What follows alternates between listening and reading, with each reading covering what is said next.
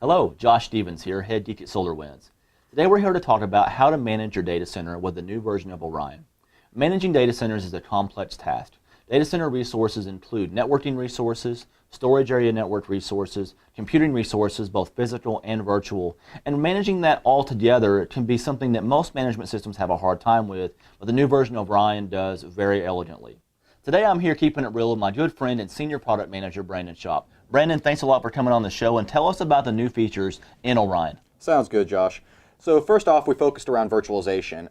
We added more depth around the virtualization, specifically around monitoring from your vCenter, down through your clusters, your data centers, into the individual ESX hosts, and down to the guests. So we roll all that up now within the UI, right there within the Lucid interface of Orion. Exactly. We have a dedicated view just specifically for virtualization. That's cool. Second off, we added more depth specifically around fiber channel switches. And what I mean by that is the ability to view the WWN name of the ports, the CUs, and the sensor details specific to that fiber channel. We also, within our Lucid web interface, added a dedicated vSAN summary view to allow you to view the specifics of the vSANs within the infrastructure and the traffic throughput across those vSANs. And finally, we added some dedicated functionality around the Cisco Unified Computing Systems platform.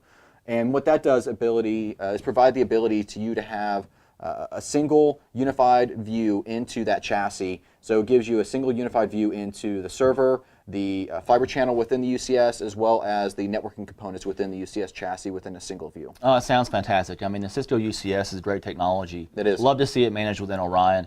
We could sit here and jibber jabber about this all day long, but folks probably want to see it by now. So let's go ahead now and give you a look. We'll do a quick demo of the Orion Network Performance Monitor, the latest version, and show you these key features in action. So first we'll start off by looking at the network summary homepage. Within here you can quickly see a status of all the devices within your network infrastructure, and the first one we're going to look at today is the Cisco UCS or Unified Computing System. Within here you can see the specific device we have. So the first thing you see here, besides the average response time and packet loss, is a set of specialized views around the UCS chassis for an overview of the fabric interconnects that are associated with that chassis and the specific chassis within the UCS and the blades that are associated to those various chassis.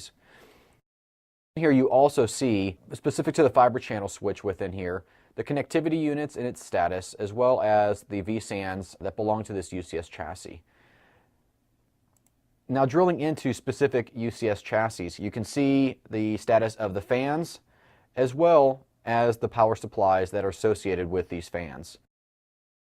Besides all the other specialized views we've added specific to the UCS chassis, we're also subscribing to the UCS event bus to grab specific UCS events from their API stream directly into Orion, which then can be alerted on, reported on using the Orion core infrastructure alerting and reporting services. Another challenge when it comes to monitoring your data center is having complete visibility into your storage traffic within your network infrastructure.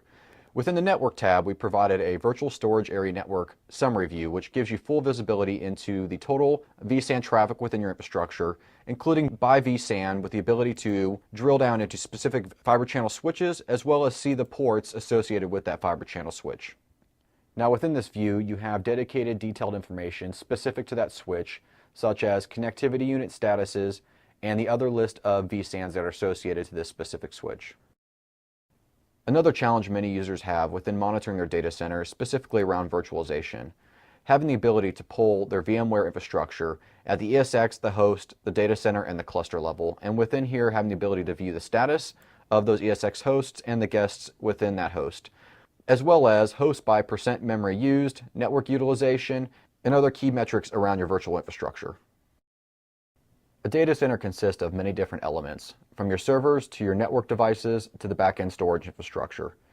Each of them alone are just a piece of the puzzle. However, together they provide services to your end users. For example, your Exchange application resides on one or more services which are connected to ports on network devices. Your users' inboxes are stored in back-end storage arrays. Perhaps you get a call that a user's email is having problems. Now you can quickly determine what is causing the issue.